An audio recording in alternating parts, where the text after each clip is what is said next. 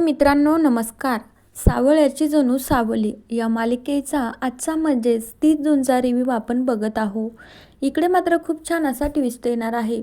आता त्यानंतर मोनिका राजकुमार सोबत बोलत असते. काल जे काही घडलं असतं त्या गोष्टीचं राजकुमारला काहीच वाटत नसतं, पण तिलोत्तमा आणि मोनिका खूप काळजीत आलेल्या असतात.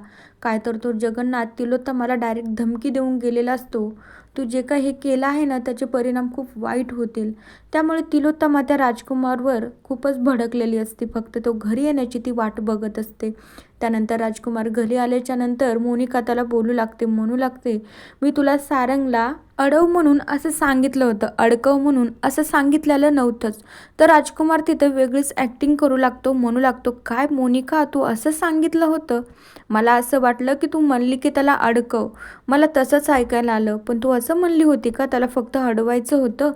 त्यानंतर आता मोनिका खूप चिडते, म्हणू लागते, सतत वेळी तुझं हेच असतं, ओव्हर ॲक्टिंग करतो आणि असंच पायावर दगड पाडून घेतो. आता बघ आईंना हे सगळं काही कळलं आहे आणि तो जगन्नाथ पण आपल्या घरी आला होता आणि आईंना तो जे नाही ते बोलून गेला आहे, त्यांनी तर आता धमकीच दिली आहे.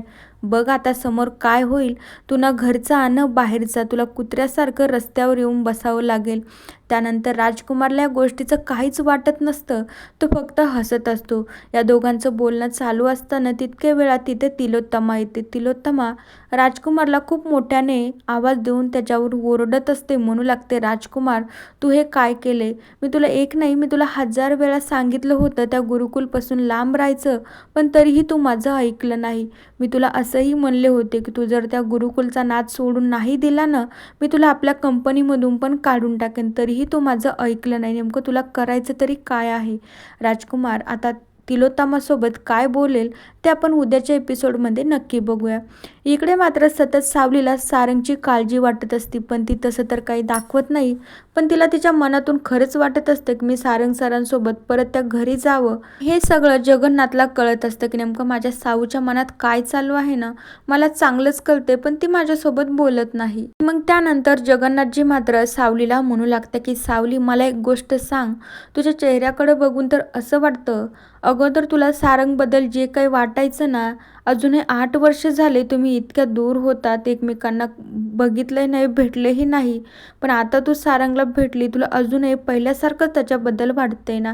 सावली म्हणू लागती, हो बाबा अगदी माझ्या मनातलं ओळखलं तुम्ही, त्याच्यामुळे तर मला खूप त्रास होतोय. नंतर सावली असंही सांगू लागते की बाबा मी किती वेळेस असं ठरवते, मला आता त्यांचा विचार करायचाच नाही आहे. ते त्यांच्या आयुष्यात पुढे गेले आहे ना, मला आता त्यांच्या आयुष्यात डुंकून परत बघायचं नाही. मला पण माझ्या आयुष्यात पुढे जायचं आहे, मला माझ्या अभिरच्या करिअरचं बघायचं आहे, पण नाही, माझं मन ऐकतच नाही.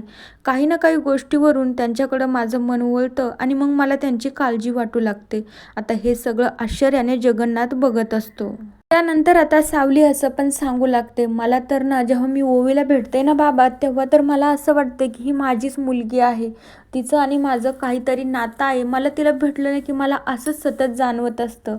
आणि बाबा तुम्हाला एक गोष्ट सांगते, मी ना आता सकाळीच असं ठरवते की मी आज त्या सारंगचा विचार करणार नाही आणि त्याच्याबद्दल काही वाटून पण घेणार नाही. पण जे नाही व्हायचं ना तेच होतं. तो समोर दिसला की मनात काही ना काहीतरी होतं. तितक्यात अबीर आणि ओवीमुळे तर आता मला त्याची जास्तच काळजी वाटू लागते. असं पहिल्यासारखं सगळं काही ठीक होईल असं वाटू लागतं, पण मला त्याचा विचार नाही करायचा, पण माझं मन ऐकतच नाही. का होतंय बाबा मला असं, मला कळतच नाही. जगन्नाथ समोर येतो, म्हणू लागतो, अगं साऊ तुला कसं कळत नाही, तुला असं का होतंय? सारंगचा विचार करायचा नाही तरीही त्याचाच विचार तुझ्या डोक्यात येतो.